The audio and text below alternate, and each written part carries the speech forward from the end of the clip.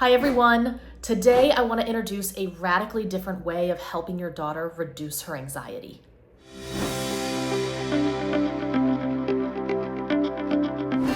Let's talk about the very common, understandable ways parents respond to their daughter's anxiety in an effort to help her reduce it. Now, these are strategies that are actually advocated for by professionals, and I want to talk about why they don't work, and also how they can actually make anxiety worse. And I want to offer an approach to responding to your daughter's anxiety that is going to feel very counterintuitive, but ultimately is going to help her more than anything else. My name is Waknine. I am a licensed mental health counselor and a nationally recognized life coach for teenagers and young adults. And on this channel, I am taking my years of experience in private practice and sharing strategies for parents who are trying to support a teenage daughter through anxiety and depression. So if that seems helpful to you, you'll want to subscribe to this channel, click the bell button so you're notified every time I post a new video. We parents are hardwired with an instinct to want to protect, ease the pain, and make our child feel better when we see that they're struggling. So your daughter comes to you and her eyes are wide, she's in a panic, her voice is shaky, and you instinctively go to reassure her or convince her out of her feelings or give her some advice. You find yourself saying things like, "What? You've done this a million times. You're totally fine. Stop thinking so negatively." You say things like, "What? So-and-so doesn't think that way about you. You're totally in your head. You're just making that up. It's nothing. It's absolutely nothing." And what are we doing when we really jump into these strategies? What is our aim here? The aim is to reduce her anxiety. Again, it's to make her feel better. And it couldn't come from a more loving, well-intended kind of place. But let's talk about what the experience of anxiety is for a second. Anxiety is a feeling in my body of wanting to crawl out of my own skin.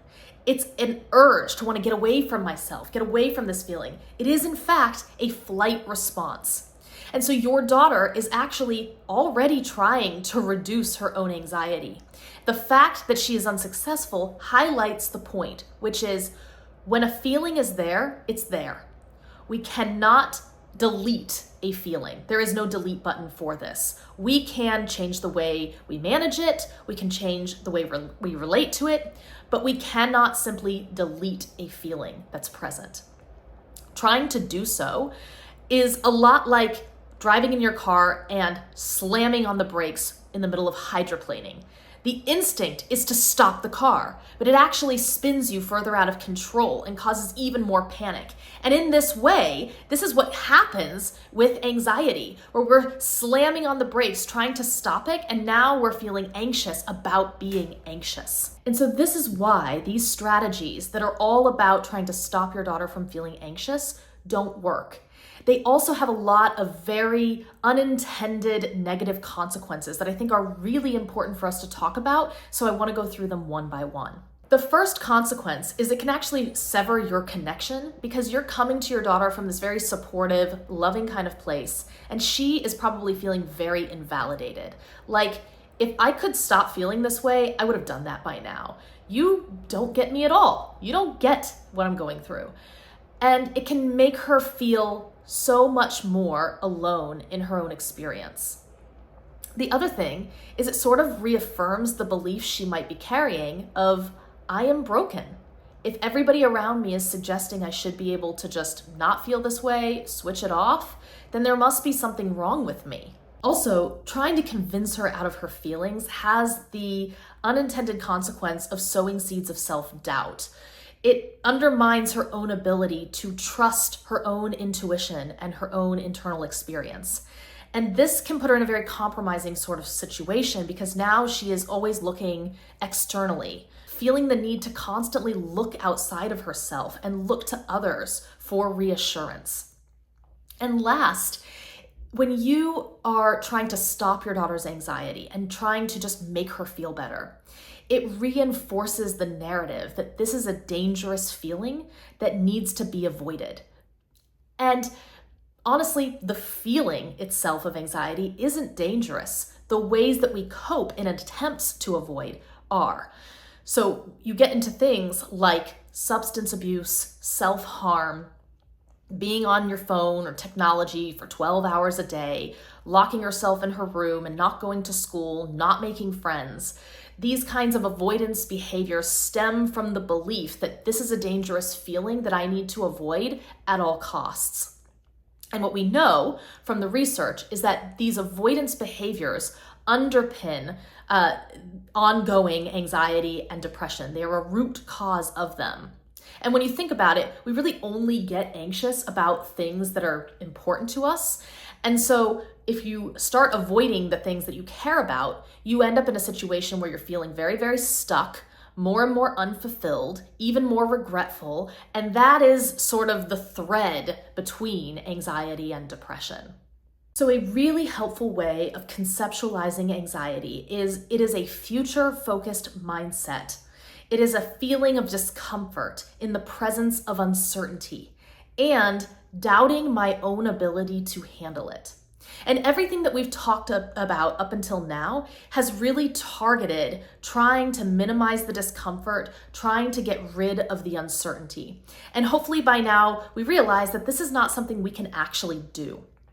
What we want to focus on in reducing anxiety is actually reducing the self-doubt, enhancing your daughter's ability to tolerate this experience, improving her sense of confidence that she can handle what is occurring on the other side of this equation. And what this means as a parent is your willingness to psychologically come alongside your daughter and stand with her in the midst of anxiety and resist the urge to stop it and try and make her feel better.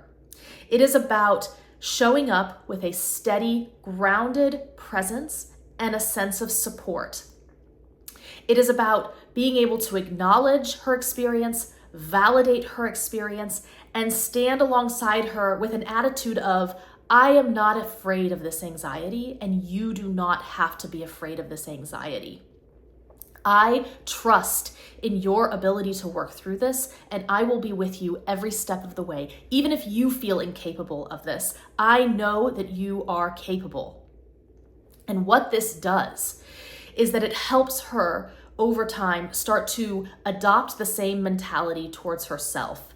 The relationship between you and your daughter becomes the relationship between your daughter and anxiety, whereby she can come to stand as a steady, grounded presence inside herself, not running away and resisting that urge, where she can learn how to support herself through it and find that she has the ability to get through it.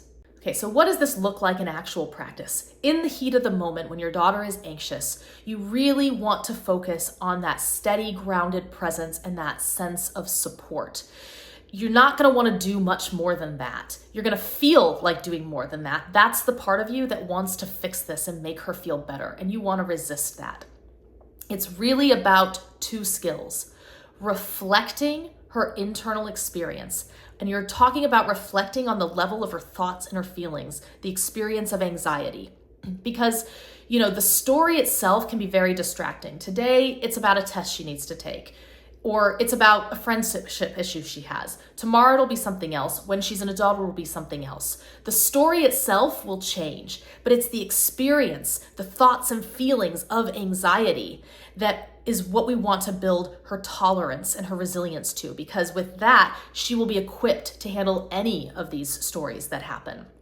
And so reflecting her experience at the level of her thoughts and feelings, at the level of anxiety, and validating that experience so that she feels like she is supported and she's not alone in it. Okay, so let's take an example. Let's say that your daughter loves soccer, but lately she's been making a lot of excuses for not wanting to go to practice, not wanting to go to the games, and you dig a little deeper and you find that, she her stomach gets upset, she feels a little bit queasy, and she doesn't really like the way that she's feeling. She's afraid of messing up. She's afraid of being judged by her coach and her friends.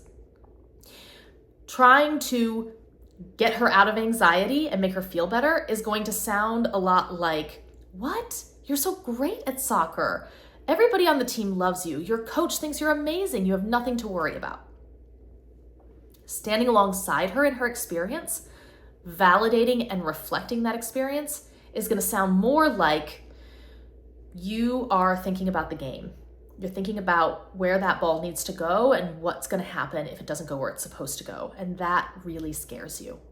Or you're really worried about letting your teammates down. That's a really scary thought.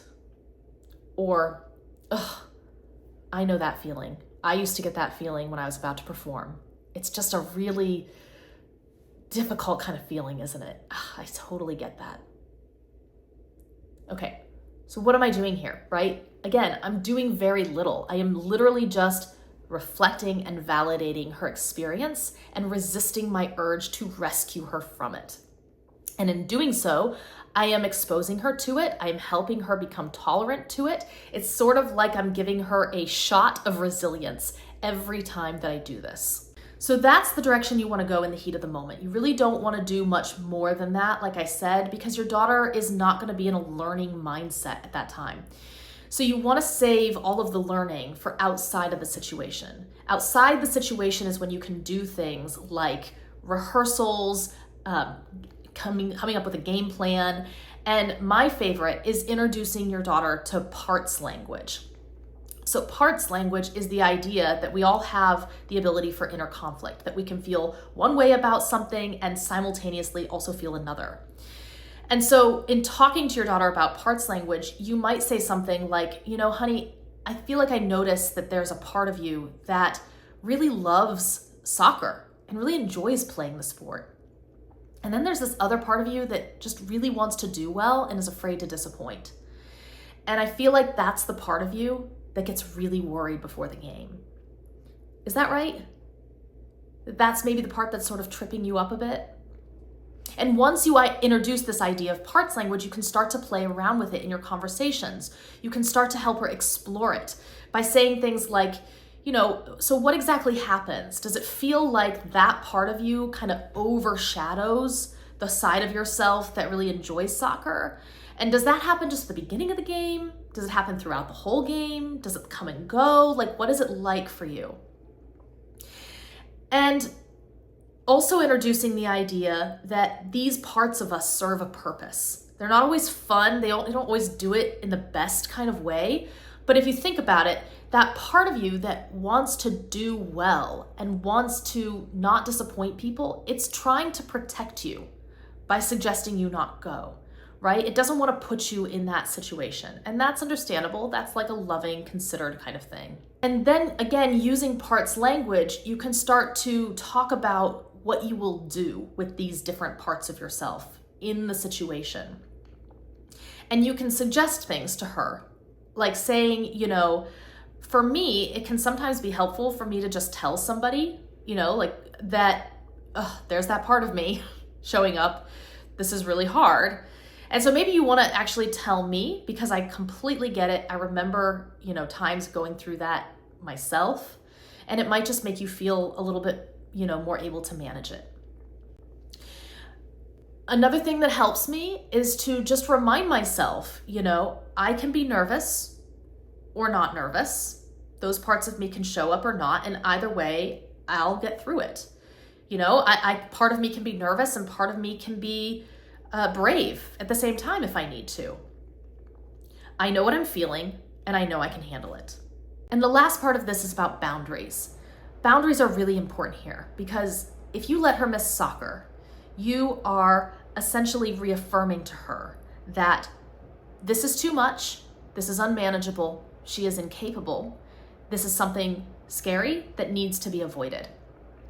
You are colluding in the avoidance agenda if you do this. And so this is the part where you need to remind yourself and take this attitude towards your daughter that suggests that, like, you don't yet trust you can get through this. I am willing to go on that journey towards self-trust with you, because coming to know that you are capable of handling things like this is a gift that I will not take away from you. A part of you is going to feel anxious and upset today. And we will work through that together. It is reminding yourself that, like, It is not my job to make my child feel better in this moment. It is my job to equip her, to set her up so that she comes to learn that she can manage this and she can get through these hard things. And that may mean that my child feels really anxious and upset today. And going through that is the most loving, supportive thing you can ultimately do for your daughter. So I hope this video was really helpful for you. I would love to know your feedback in the comments below. And of course, if it was helpful, please hit that like button so that I can reach other parents who are going through similar things. I have a few resources that I want to point you in the direction of. The first is a free private Facebook group that I run for parents who are trying to support their daughter in overcoming depression and anxiety. So if that is you, this is a community where you will find many other parents going through similar things and additional guidance from me. The second is a free masterclass that I did, and the link is in the description below, that will help you in guiding your daughter through depression and anxiety. And the third is my Path to Peace Parenting Coaching Program, which is a program where I help you and coach you in guiding your daughter towards recovery, what you can do from your own home through your parenting to support your daughter's progress. And all the information for that can be found in the description as well. So I hope again that this was helpful, and I look forward to seeing you next time.